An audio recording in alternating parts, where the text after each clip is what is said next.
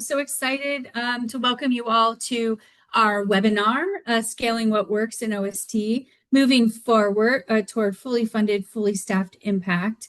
I am truly excited that you're here, that we are here with you today, because this topic, it's not just important to me, but as a mother of four, as a longtime advocate for youth development and youth children, it's definitely personal. I've spent my career working with nonprofits and social sector leaders who are doing incredible work, but too often we hear that they're understaffed, they're underfunded, they're underrecognized for the real impact that they're creating and the real value they have to our community. And nowhere do we see that more clearly than in out-of-school time programs, in my opinion. As we'll learn from Brenda today, these programs are changing the trajectory of young people's lives. They're helping them grow, learn, stay safe, discover who they are and who they can become. And yet, at the very same time, we're asking these organizations to consistently do more with less. So that's exactly why we started SureImpact. Because we believe that when organizations can clearly measure and communicate their outcomes, everything changes for them. Funding becomes more accessible, staff are more encouraged, communities better understand the value of these important programs. And most importantly, that means more young people can get access to the programs they need and they deserve. And so today, I'm extremely excited to have this conversation because we're not just talking about theory. We're going to talk about what actually works and what you can do and how we can scale it. And I could not imagine a better person to have this conversation with. Brenda McLaughlin is not only a national expert in summer learning, after school, and expanding learning, she is one of the people who helped build this field from the ground up. With more than 25 years of experience, Brenda has worked at the intersection of research, practice, and systems change, helping communities, states, and organizations expand access to high-quality opportunities for young people. She was part of the founding team of the National Summer Learning Association and played a key role in the Wallace Foundation's National Summer Learning Project, one of the most influential initiatives shaping what we know about high-quality programs at scale. Today, as founding partner of the Learning Agenda, she works with agencies, nonprofits, and collaboratives across the country to tackle complex challenges and build lasting capacity for change. But what I appreciate most about Brenda is this. She doesn't just understand the research, she understands the reality that all of you are facing every single day. Brenda, I'm so grateful to have you here today. I'm going to unshare. Thank you for having me, Sheri. I'm delighted to be here with you all.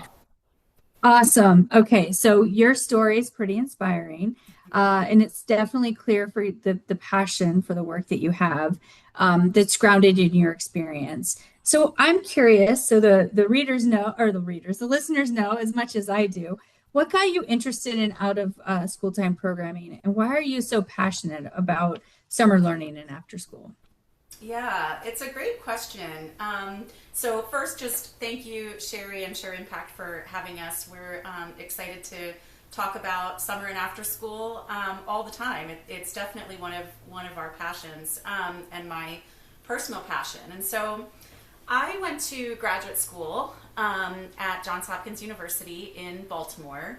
And right after graduate school, began working at a research center at the university. And while I was there, there were two researchers, Carl Alexander and Doris Entwistle, who were engaged in a study at the time called the Beginning School Study, where they were tracking 800 Baltimore City public school students from first grade until they were in their late 20s. And this was kind of in the middle. The study was, I think the kids were in like middle school, high school as I was there. And one of the most striking early findings was the impact of summer learning. So this study did not start out looking at summer learning or summer learning loss.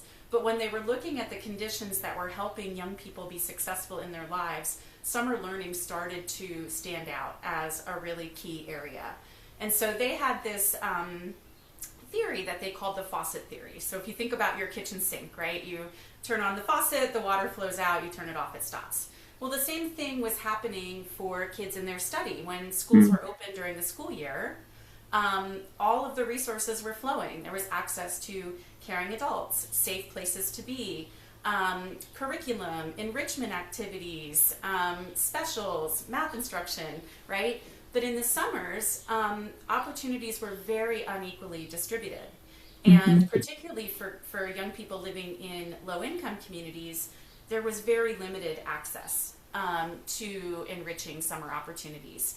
And so what they found in this beginning school study was by the end of fifth grade, young people were actually already 2 to 3 years behind in reading, and much of that gap was attributed to summer learning loss. So that was all it took for me.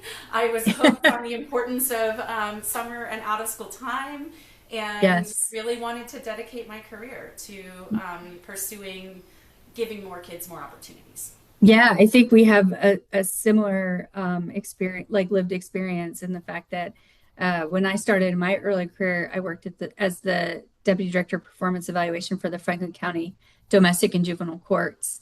And just seeing, the juvenile crime spike in the summer, and a lot of it had to do with just the fact that young people were looking to fill their time because they weren't in school and they didn't have structured activities. So I also saw that firsthand. But what I really appreciate about, getting to know you, getting to know your work, is that how grounded your work is in research. It's my love language, but not just research, because we could sit here and be policy wonks all day, but it's actionable too. So it's taking that kind of that research and what works. So, what do we know about what works in OST or out of school time? And, is it just kind of loosey-goosey, or is there a strong evidence base that we can feel confident to take action from?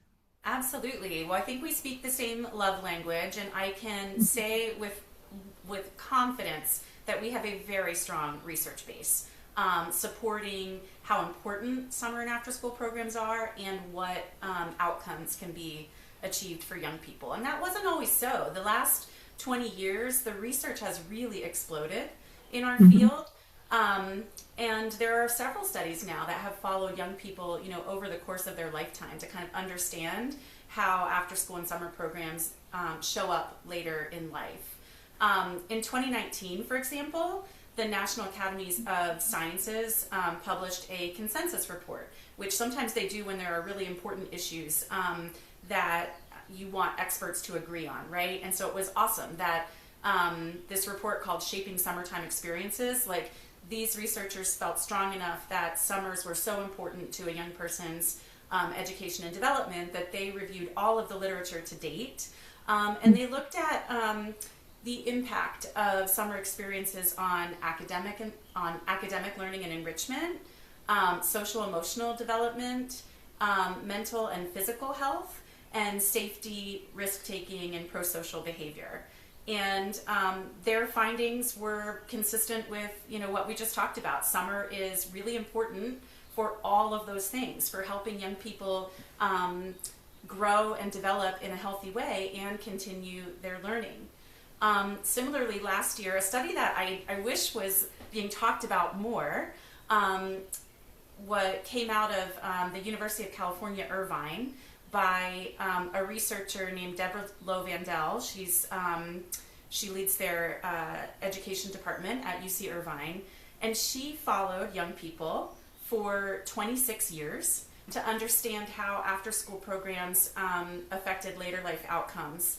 And she was able to show that kids who participate in after-school programs are stronger learners, earners, and leaders. And so that meant that kids who participated graduated and pursued higher education at higher rates. They earned higher incomes and secured better jobs. And they were actually also more engaged members of their communities.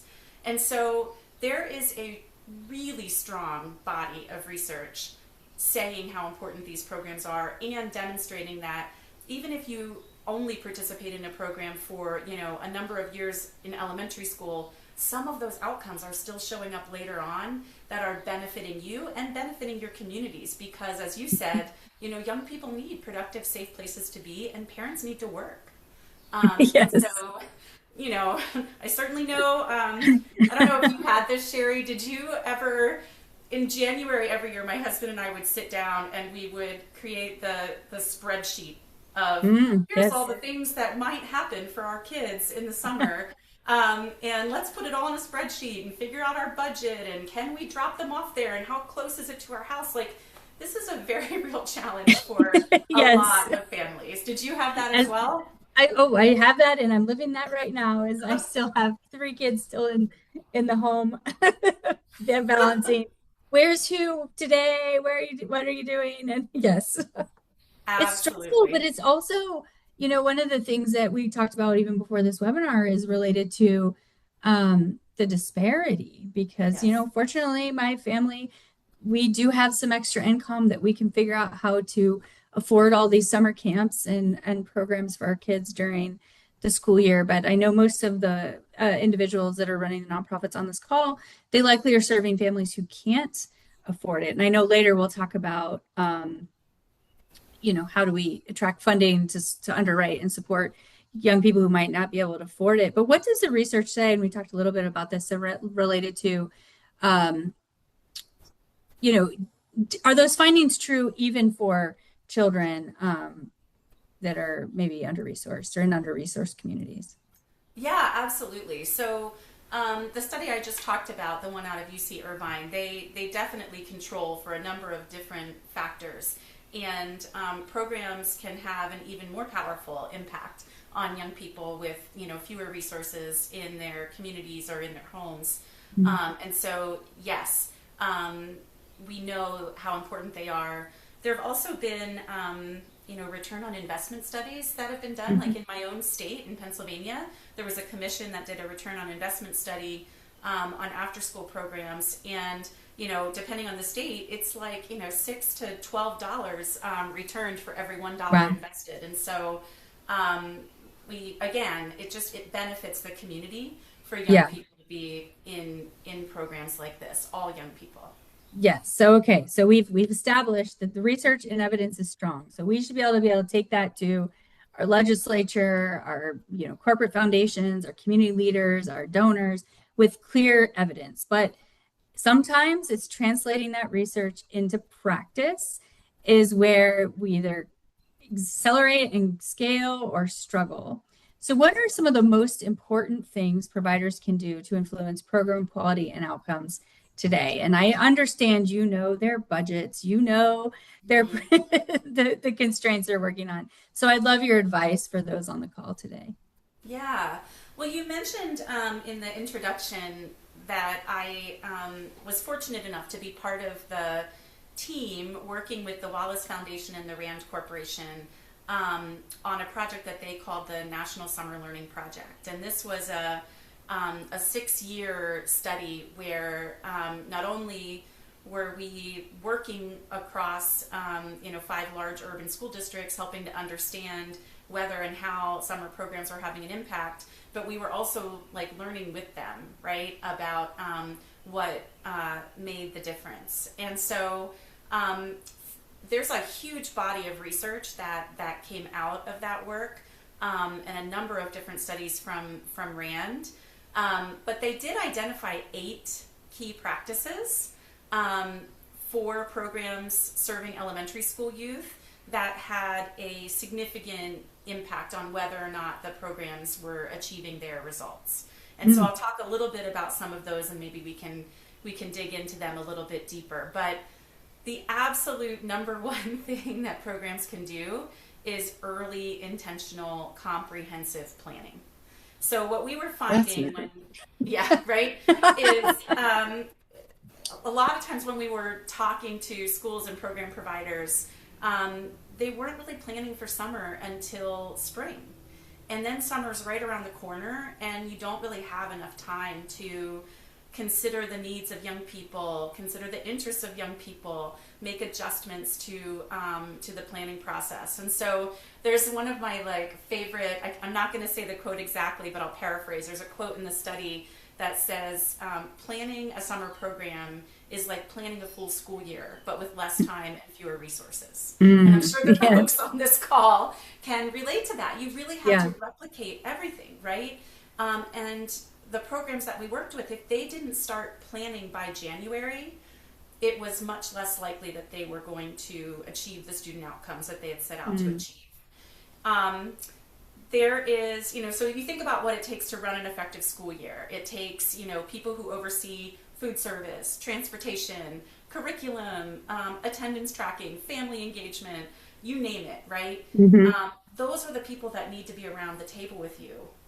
There's a district that I worked with in Texas called Grand Prairie ISD, and I had so much fun working with them, and they had a steering committee that they engaged in planning monthly, and they did this year round so that it was never a surprise, right? But when I tell you this steering committee had about 26 people, I'm not kidding, right? Wow. Because they had everyone from special ed to nursing to student services, technology, counseling, operations. They had their chief of staff, their finance officer. Everyone knew what was going to be happening for their summer program so that they could anticipate and plan and not miss any beats. So intentional planning is the number one thing. The second thing that I'll mention is, and this might sound really simplistic, but designing the program for the outcomes you want to achieve is so super important, right? Yes. So like in the Wallace study, most of the districts that we worked with were really focused on literacy and math achievement, for example. But we found that kids needed to spend at least 25 hours learning math in order to benefit based on the standardized tests that they were using to measure impact. And kids who did not attend, at least 20 days or who didn't have exposure to those 25 hours didn't see those results. Same is true if you have a basketball program. You need to make sure there's enough time teaching dribbling versus shooting versus plays versus teamwork. And so really being intentional in design is another super important practice that I think sometimes gets overlooked. Yeah, absolutely. No, I see that as well. Okay, so we've got to start planning early, which, I know we're in the throes of summer right now. So take note for next year, everyone. Let's put it on your calendar, January 1. We're going to start planning for our summer programs. Design for the outcomes. I think that is extremely important to think about. Any other, I know you said there's 8, but any other key practices you want to touch on? Absolutely. So I think in the chat we have dropped in some of the 8 practices, so you can definitely look at this in more detail on your own, and we'll be sharing this afterwards as well. But recruitment and engagement is also really important, right? Who are the young people that you want to come to your program, and how do you invite them to come? There are certain people that families and kids trust more than others, right? And so families might trust a local youth group leader or a principal, right? Or the person down the street who runs the library or the Parks and Rec program. Young people might listen to their peers. Like, you have to really think carefully about who you're engaging in recruiting young people. And then also you really have to be in touch with what young people want from your program. I remember, there's one program we enrolled our kids in, and they went for 3 days and they voted with their feet. It just wasn't structured enough for them to keep going. And then we as parents were scrambling for, the rest of the 3 weeks that we had enrolled them in this program. So really thinking through and being strategic about recruitment and engagement, site climate, a positive climate at your program, having those rituals and routines that build a fun and engaging climate, having a physical environment that feels warm and welcoming and different from the school year, having adults in the room that are all using the same type of positive, behavior management strategies. And we did, you can see when you walk into a program, you know if the adults are stressed, right? And, what are some of the things that cause the adult stress? When operations aren't figured out, when there's not enough supplies and materials, when there's too many young people in the classroom for them to manage. So these are all things that are going to affect site climate. Operations affected site climate, considerably in the studies that we looked at. So really thinking through, how are you preparing the adults? How are you creating that environment where you can let folks, have a sense of order, have a sense of calm. Couple other things I'll mention. One is it's really important for staff to have experience with the grade level of young people that they're supporting and to have content knowledge. And so if you walk into a dance class and it's being taught by someone who is typically a teacher of science during the school year, you're probably going to guess rather than someone who was trained in dance, right? Yes. And so no matter the content knowledge, like making sure the person who's in front of the young people has a strong grasp of content knowledge, but also experience working with the person, in that grade level. And, there are a number of resources out there for folks that hopefully will help them not reinvent the wheel in some of these areas. So there's something called the Summer Learning Toolkit that also came out of the Wallace Foundation study, and I think we can put that in the chat as well. In the Summer Learning Toolkit, there's an entire student recruitment guide in there that has things like scripts for robocalls to families, postcards to stay in touch before the program begins, flyers for backpacks, so many different things. And it's all based on research that the marketing team we worked with, they did focus groups with families and kids to find out what they wanted and what would attract them, and then designed, those recruitment materials around that. So, oh wow, that's fascinating. Lots of materials out there. Yeah, this is such important stuff. And what it makes me think about is, kind of how SureImpact, although we are a technology platform, how we actually support a lot of the things that you talked about, because we help, after school programs and learning collaboratives, have that have the data that they need to create not only the intentional design for outcomes. So, taking your logic model and knowing we need this level of student engagement to increase this level of, knowledge gain or skill gain, or, but then also we help measure those, maybe those more social, emotional factors, like, does the student feel safe in the environment? Did they have a trusted adult? Did, they increase their confidence or empowerment to do things? But then also this issue related to marketing and sales. So having that particular student voice collected and known is what you can then use that to go talk to in your student recruitment versus, you're going to talk to your school districts or your funders about the other outcomes. But, you may, I have, as again, having these little learning lab of all of my young people in the house, I could talk about how much they're going to gain in their math all day long. That's not going to motivate them to go sign up for a summer program. But if they have feedback that their peers say it's fun, or, that they had a great time, or that, then they're going to be more likely to sign up. So I love that. And we'll be talking data in a little bit. But one of the things that I was hearing you say was related to the importance of the staff having the right experience and also having the right, subject matter expertise. So how do we recruit and retrain the staff so we can meet that need? Yeah, that's a great question. And it's something that so many providers struggle with. And you'll hear me kind of go back and forth as I talk between like after school and summer, because sometimes there are differences and nuances between the two, and sometimes there are similarities. But one of the things that jumps to mind is if folks on this webinar are not yet familiar with the National After School Association's job quality standards, this is a fairly new resource that I would suggest folks check out. It talks about the specific workplace conditions that are really helpful for attracting and retaining staff. So for example, staff really want training and professional development, acknowledgement, right? Just recognition that they're doing a great job and that the work that they're doing is hard. Mentoring and coaching, especially for young staff who are kind of just coming into roles.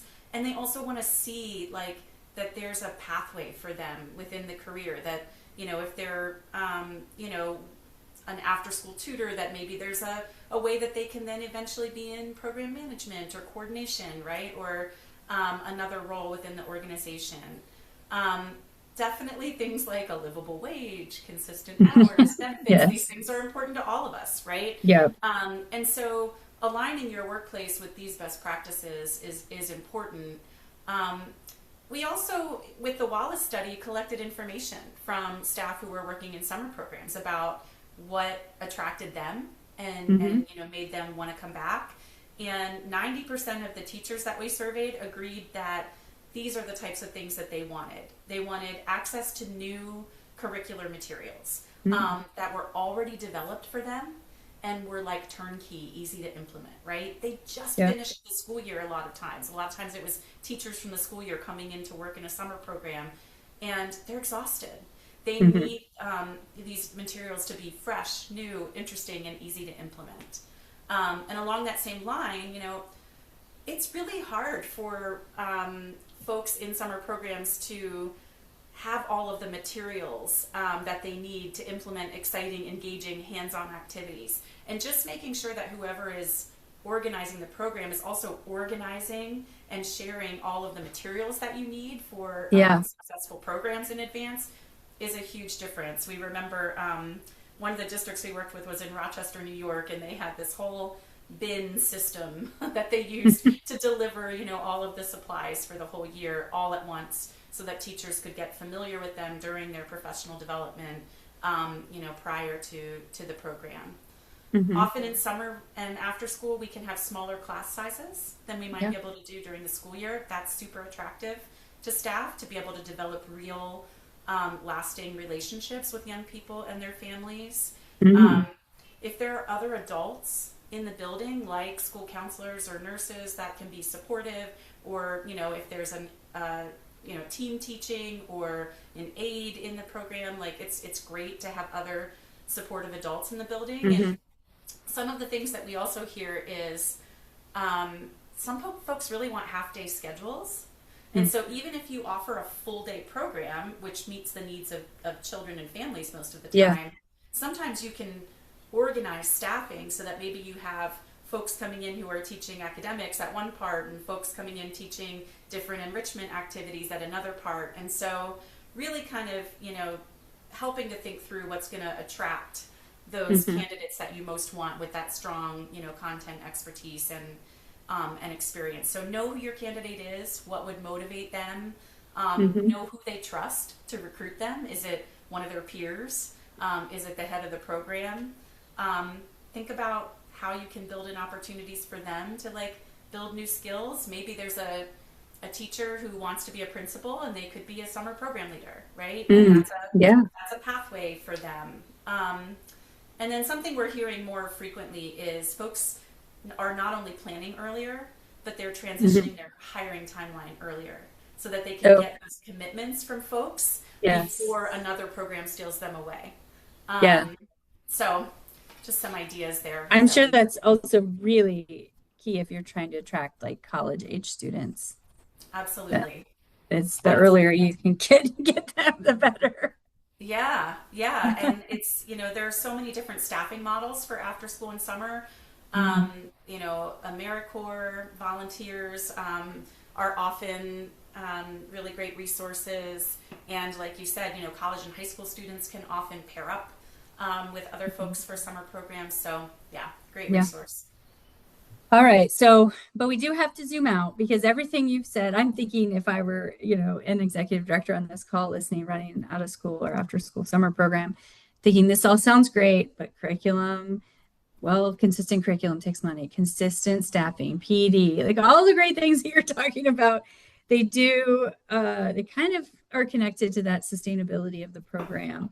And so you know, how do you think about sustainability? Because even in grant applications, you often have to write, how are you going to sustain this?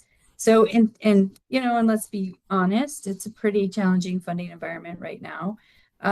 So yeah, how do you think about that? What advice do you have? who's funding OST and how can we get it? Yeah, it's so important and it's not easy. And I do want to just recognize that sustainability is really about navigating uncertainty, right? Mhm. And you want your programs every year to be offered and to be predictable for young people and their families so that they keep coming back. And yet, often the resources that sustain our programs are time limited or competitive grant opportunities. And so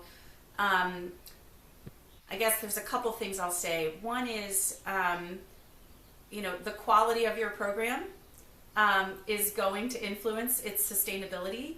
Like, Mhm. if you don't have kids and families demanding your program is in place and Yeah, coming back and showing up, it's going to be much harder to make the case to yeah, local leaders or funders or politicians of why your program is important. So all the things we just talked about, like the planning, the strong outcomes in attendance, strong recruitment practices, those are all going to make it sustainable. But also, people need to be aware of your hmm, program, right? yeah, And they need to know what you do, how you do it, and what outcomes you are demonstrating.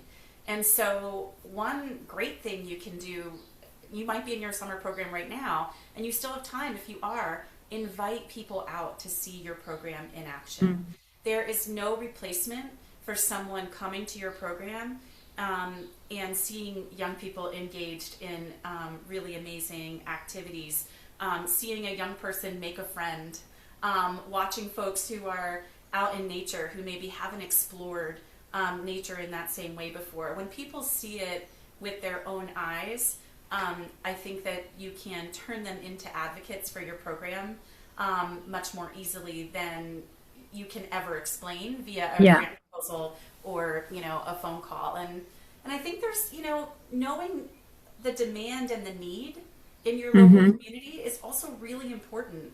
Um, yeah, the After School Alliance every year publishes a data set called America After Three, and we can also drop this in the resources, where it looks at overall demand for programs nationwide and within each state, benefits of programs, challenges to accessing programs. And even today, there's still 3 in 4 children are missing out on after school, even mm, if their parents want to enroll, because there aren't enough programs near them. And primary wow, challenges are always, transportation yeah, and cost, right? And hmm, so being able to tell that story to your local funders and knowing, like, hey, this is how many kids in my state are missing out on resources, and this is why our program is so important. We're filling part of that gap. yeah, Help us grow. yeah, yeah. I mean, you've got three or four kids missing out, yet we know that that engagement is directly correlated to better learning, better earning, better community engagement. Like, Absolutely. so that means we're basically leaving three or four people moving. Like, would you say three or four, not three or four kids? What was that? Three or four what? So 3 in 4 children Three and do four. So not have, yeah, 75%. 75% of the kids That's who huge. yeah, want access to summer programs are still missing out. Oh, goodness. 75%. Okay. Whew. Yeah. All Yeah. right. So it can't be all bad news. Someone's got to be funding out of school programs, right? Yes. And I think, the the good and bad news for our field is that OST funding comes from many, many sources, right? So that's good Hmm. news if you're someone who's trying to diversify your funding. But it's also challenging because you have to constantly be aware and monitoring and kind of figure out where the opportunities are. And a lot of times those opportunities might change year by year. Hmm. So, if you're a school based program, you might be accessing federal funds through the 21st Century Community Learning Center program, for example. Yeah. Or, if you're a program operating in a city, you might have parks and recreation funding, or you might be accessing childcare funds or temporary assistance for needy families funds sometimes support summer programs. And I think, the good news is states are actually paying attention to the need for summer and after school now. We have Okay. 26 states that now have dedicated state funding streams for after school or summer learning, in part because right after COVID, if you remember, was COVID relief funding, and a Yeah. lot of that went, a significant portion went to summer and after school programs. And Yeah. when that funding went away, there was a huge gap, right? Even more Sure. than what I just mentioned. And so Yes. states are trying to now kind of pick up some of that, and provide funding. So look into your state. Again, the After School Alliance has great information on which states have dedicated funding streams. Um, and then, of course, there's philanthropy, community Hmm. foundations, donations, sometimes program fees. It's really quite a variety of places where funding for summer and after school comes from. And there are a number of different funding guides out there. So, today there's so much information accessible at your fingertips. I would Hmm. just encourage folks to, you know, look to see who's funding other programs in your community. I love to go to like people's websites who do similar work to me and say, "Ooh, who are Hmm. their funders?" Right? Yeah. A lot of people have that information available on their webpage. Go to someone Yeah. else in your community who does similar work. Look at their funders. Start to build relationships, or maybe those are the people you target to invite them to your program. Hmm. Figure out if you have a statewide after school network that you can get connected to. All 50 states have a statewide after school network.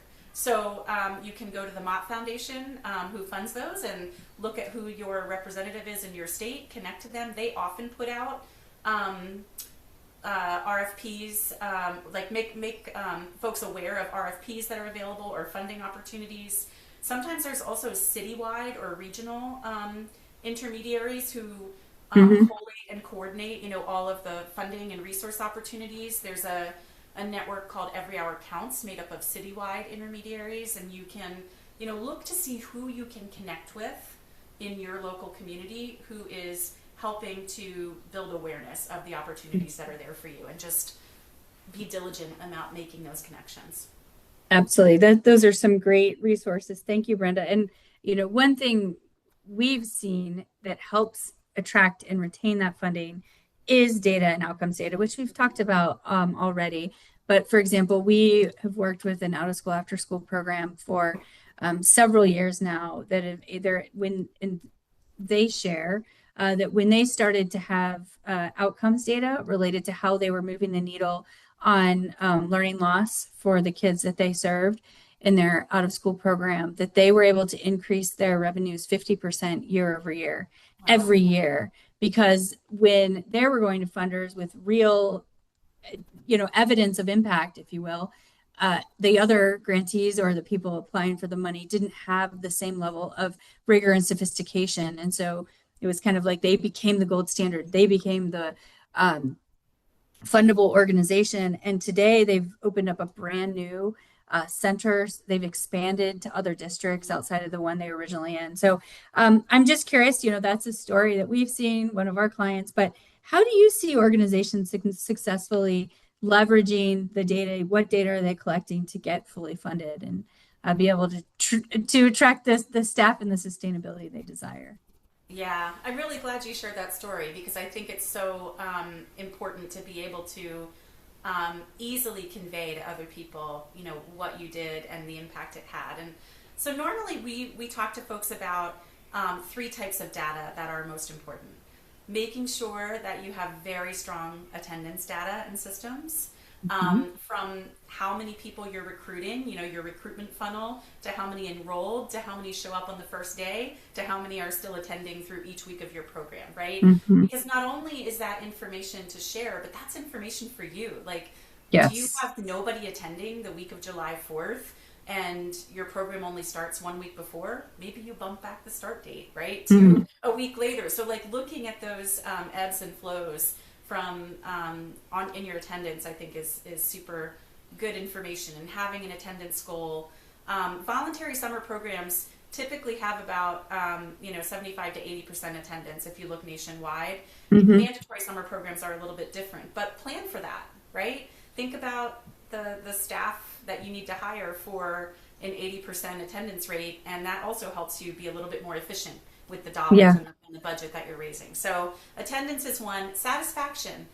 it's very easy to, you know, share a survey with your young people, your families, your staff about what's working for them, to get Mm-hmm. their feedback so that you can really focus on continuous improvement in following years. And you can customize questions that you ask about satisfaction so that they're really what is most relevant and important to you. Mm-hmm. And so, you know, making sure that you have satisfaction data is really important. And then the outcomes data you collect, you know, this is highly dependent on what your program is focused on. And I'm sure, Sheri, you can share examples of like, you Yeah. know, how you help people think this through. But you know, you might be collecting academic data or social emotional learning information. You might also just be capturing things like how many new experiences did a young Mm-hmm. person have in your program? Yeah. You know, how was homework completion changed since someone's been coming to your after school program? Are they developing career skills if you're, you know, Mm-hmm. serving older young people? And do they have a more positive outlook about careers? And so there's a lot of ways that you can kind of think through outcomes. But if you have Yeah. attendance data, satisfaction data, and outcome data, and a way to share that easily and visually, I think it really helps with fundraising and sustainability. Yeah, that's awesome. And of course, I could do a webinar on this, but I'll share one metric. It's a very simple metric that we've been using with one of our collaboratives that out of school collaboratives is for all youth served. The programs can choose, you know, the different satisfaction data, but regardless of if they're a swim program or, you know, homework help program or career development program, one question that's been really interesting to monitor is that if young people answer to what extent do they believe by participating in this program, they're a better version of themselves. Now, depending on age range, it's written a little differently, but I think that's, you know, at the end of the day, that's what we all hope when we go through any sort of like whether it's professional development or personal development, or even just, you know, going to a class at our local, you know, arts organization. We want to be, you know, kind of a better version than when we came in. So that's kind of an interesting global metric just to see the overall quality and impact of a program. So I just wanted to share that. Now we are going to go into open audience questions. I know hopefully people have tons of questions based on this, but I do want to share a few things while you're putting your questions in the chat. Is that I'm going to share my screen here, and of course my mouse decided to fall asleep while we were talking. I'm going to share these resources, but while I'm doing so, please get your questions in the chat because we are not done. We're just taking a slight break here. So first, we do have an ultimate guide to impact measurement. So if you were thinking, you're hearing us talk about, oh no, what should I measure? How do I collect the right satisfaction data or the right outcomes data or student engagement data? I invite you to download this guide. This kind of walk you through how do you think about that logic model? How do you think about your theory of change so that you do have that data to tell your story? And some other opportunities to dig deeper is that on June 30th, we will be having a group demo specifically for out-of-school providers to show them how SureImpact makes you have really solid attendance data, engagement data, outcomes data, and satisfaction data. How do you have that all collected in one place, even equity analysis, all the way down to postal code and zip code that allow you to take the information you're collecting for marketing, for recruitment, for fundraising, grant writing, and program improvement. So I hope you join us on June 30th to dig deeper on how SureImpact helps you live into all these goals that Brenda and I are discussing today. And then we are later in July having an upcoming webinar on how to be smarter, not harder, and what technology or tech tools will help you do more with less. And so we'll be talking more about tech or later in July. So I hope you join us as well. And I'm not thanking you yet. I want to hear what questions we have. Laurel, have we had any questions yet, or are people still thinking? I think people are still thinking. All right, well, then I'll ask my questions because I have the microphone. But we definitely want to hear from you. So I would love to make this practical.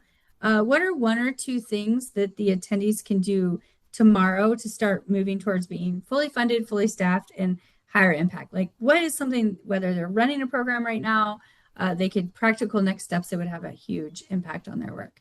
Yeah. So I think if you are running a summer program right now and it's already started, there are two things that if you haven't done them already, I would really try to prioritize. And the first one is just doing regular observation and walkthrough of activities in the program, and look for things like how engaged students are, how easy the instructors or the leaders in the room are kind of facilitating and leading activities, getting information and feedback from folks about like, hey, staff, do you have what you need to implement this activity? And then as you're kind of walking around and learning, have a place where you're capturing everything that you're seeing that's going really well, because you want to repeat that for the next summer, but also some of the things that you might need to change, like, oh, whoops, maybe we didn't emphasize enough the positive behavior management strategies that we're promoting, because what I'm noticing is my team or my staff are all using different strategies. And so walking around and observing is the first one, and scheduling an all-staff debrief at the end of the summer program, so that you can get all of your staff's feedback on what went well and what could be improved for the next year. Get it on the calendar now. Don't let time pass between the end of the summer program and the feedback that you get from your staff. Like, get it on the calendar. So that's kind of if you already started. If you didn't start yet, the first day of your program can make or break attendance for the entire rest of the summer.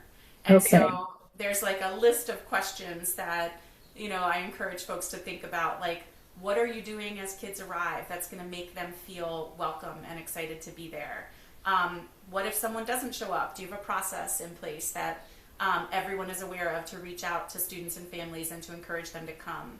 If someone never shows up, do you have a waiting list and a process for accessing that waiting list to make sure that your program is always full for those people you're inviting to come, see your program, so that it's packed and they know how important the work is that you're doing? Did you practice bus routes if you provide transportation? Because if someone isn't picked up by 7:30 and their parent has to be at work by 7:45, that really makes a difference, right? Yeah. Did you order all of your supplies? Is everyone clear on transitions, logistics, protocols? So just really thinking carefully about almost a practice run of day one with everyone, so that when day one comes, there's no deer in headlights looks. People are, feeling really good about what they're doing.